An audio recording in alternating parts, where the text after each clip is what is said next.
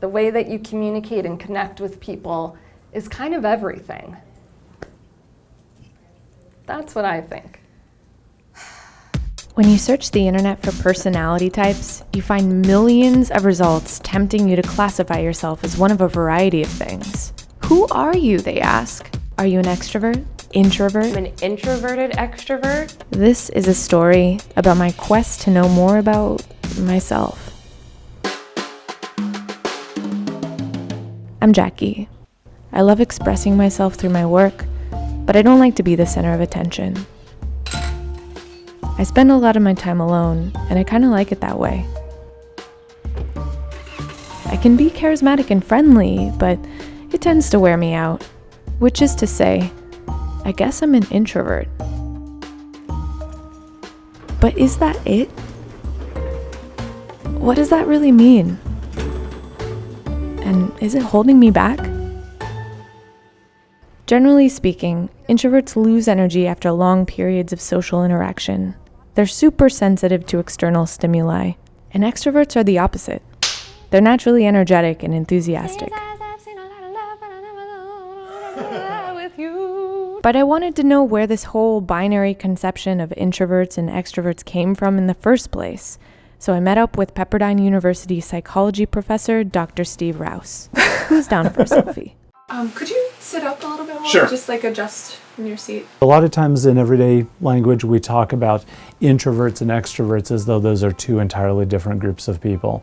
And that's really not the case. What we see from research is that it's a dimensional characteristic. The reason why people think of introverts and extroverts as two different groups of people may be because of the history of the concept. The person who really introduced that concept was Carl Jung.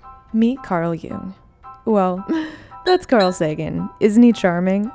This is Carl Jung. Carl Jung was a psychiatrist in the middle of the 20th century. Carl Jung had the idea that we all have kind of an introverted ability and an extroverted ability, but some people lean more toward the introverted side and other people lean more toward the extroverted side. Today, there aren't very many people outside of psychotherapy and psychiatry who really consider themselves to be ascribing to a Jungian theory. But his binary conception of personality does persist in one incredibly potent way: the Myers-Briggs type indicator. The Myers-Briggs test was developed in the 1940s based on Carl Jung's typological theory. The idea is that there are four main psychological functions: sensation, thinking, intuition, and feeling, and that every individual is ruled by one of these functions. It was originally used to match women entering the workforce for the first time with jobs that would suit their personalities. The test has taken off and become wildly profitable, but it's based on a theory, not data. In the 1980s, psychologists moved away from Jung's theories of personality and toward something more scientifically motivated, based on language. They developed a test known as the Big Five. It's called the Big Five because it revolves around 5 different dimensions of personality. The first is extroversion. Outgoing, assertive, energetic, neuroticism, angry, anxious, depressed, agreeableness, compassionate, cooperative, trusting, conscientiousness, organized, dependable, disciplined, and lastly, openness to experience, creative, curious, adventurous. Personality test does allow us to have some time to really sit back and think about, who am I? What are the characteristics that my friends can perceive in me? Because there are some ways that the me that I see myself may be different than the me that my friends see. And I would argue if any test helps people understand themselves and helps people understand and empathize with other people better, that's fantastic. But to be honest, the Myers-Briggs doesn't appear to be as strong a test as some measures of the Big Five. Since the Big Five is supposedly the holy grail of personality tests, I took it. Well, of course I'm not always sad. Basically assessing how much of a relativist I am. I love a good fight. Am I the one fighting? Am I watching the fight? I don't want to be a douchebag. Question 171 out of 300. Rarely overindulge. I'm on 256. I am not bothered by difficult social situations.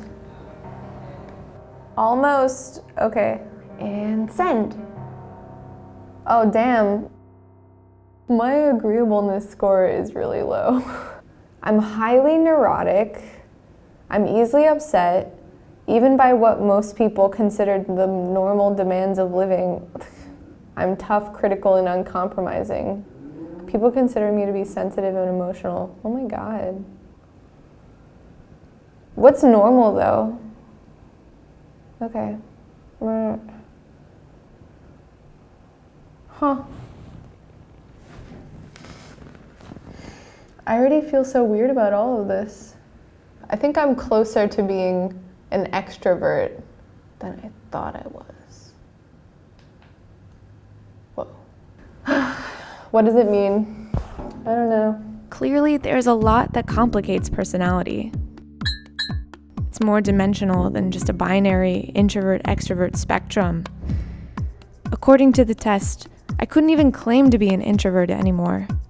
I feel as though I tripped on my introversion and fell into a deep and complicated well of personality. Far from being a positive thing, the test made me feel bad. It was like I was looking into a mirror, and I couldn't accept the reflection.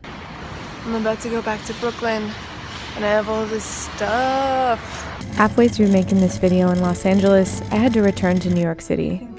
I was only in LA temporarily. Weeks passed, and I was super bothered by my personality test results. Because the thing is, I am disagreeable. I am neurotic. I am angry and sad and anxious. I don't like myself a lot of the time.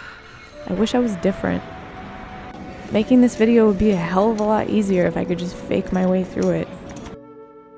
I wasn't going to feel good about any of this until I unpacked it with someone totally outside of this whole project. Someone with perspective and compassion, because I needed that. This is Connie Wang. She's one of my favorite coworkers, and she always has good advice. Neuroticism 74. Anger 84. It really upset me in a lot of ways to get this test and to have to take it seriously in the realm of like doing this video, and it made me angry, and it made me Neurotic and anxious. it made me neurotic and anxious. And I just Okay, you're very open. I'm very open. Yeah, you are very I'm very open. But I would say that like you're neurotic, but in like a delightful way. I can see when you do get angry about certain things, but I think you deal with it well. Oh my God, do I? Do you? I don't know. Do you? I don't know. I don't want to disappoint her by revealing all of the angry ugliness inside of me. Have like a drawer full of like torn up papers or something. I don't have a drawer full of torn up paper. Maybe I should do that. The thing that was you were scored the most intensely on was openness, right? You were like 90-something% open. And then you weren't close to that number for any other trait. It's true. Right? And I feel like if your guiding personality trait is openness, it's sort of like, it muffles all the ones that you consider to be bad. If you're angry, but also open, like, that means that like your anger won't last very long, you know? That's a good point. I don't know, I think it's better to be open than any of these other things. I hope so. And I think that openness means curiosity, means a willingness to participate and cooperate and, you know, work together with other people. This is helping me put this in perspective that the nirvana I want to reach is just rare. There's so many ways to live, Connie. I know. I needed help expressing myself in what I thought was an extroverted way, but is it maybe just an agreeable way? Ugh, I guess I'm open to that. I reached out to Lizzie Wallace, who teaches improv to folks who want to communicate better in the workplace. I think improv's a great tool to help people because it's all about being in the moment, not so much being in your own head and overanalyzing things. Oh my gosh, that's totally me. Everyone's supporting one another, and so it's not so much about who's the smartest, who's the most confident, who's the most popular. It's about using everyone's strength collectively. I'm gonna have us start our first game. Everyone stand up. Thank you. Yeah, I'm an introvert, I guess. I'm either an introverted extrovert or an extroverted introvert. I can't figure out exactly which one. I would call myself just a person, and it depends on whatever day. I'd definitely say I'm talkative and outgoing, but I do like my quiet time. You have to trust yourself. You have to trust the people around you. You kind of have to let go of any neuroses you have, any anxiety, put that to the side, and just be present in the moment. How do you feel about classifying people as introverts or extroverts? Do you agree with it? I don't think it's actually fair. I know for me, I'm definitely a combination of the two. Whoop whoop, ambivert. Give that to your partner. Good. Good, okay, it changed again. Good. When I went into the improv workshop, I was pretty sure that I was an antisocial monster. But the booping was fun. It was a safe space to be silly and weird with my coworkers.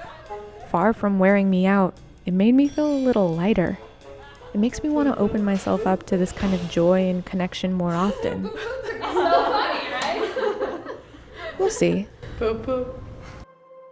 So here I am in all of my halfway extroverted, neurotic, disagreeable, open, and averagely conscientious glory. This whole process led me to cast off my self-assigned introvert label, and it forced me to face down complicated parts of my personality. It's not all good, but it's not all bad either. I'm happy to be open enough to work through my anger and anxiety when those feelings come up. Do I really want to base my understanding of myself completely on a personality test? No, of course not. But it's helpful to have tools for reflection and self-awareness. What do you think? Have you taken the Big Five, the Myers-Briggs? Has improv transformed you as a person? Who are you? Tell us below in the comments. And thanks for watching. If you want to subscribe to Refinery29, you can click here.